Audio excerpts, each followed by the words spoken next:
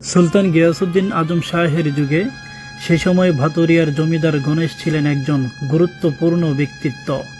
বংশ পরম্পরায় তার পরিবার ছিল জমিদারের সাথে সম্পৃক্ত। গিয়াসউদ্দিনের অপসারণ প্রক্রিয়া থেকে বাদ যাননি তিনিও।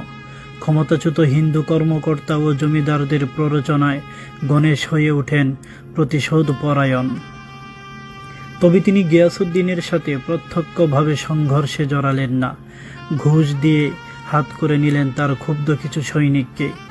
তাদের অতর্কিত হামলাতেই 53 বছর বয়সে প্রাণ হারান সুলতান গিয়াসউদ্দিন আজম শাহ।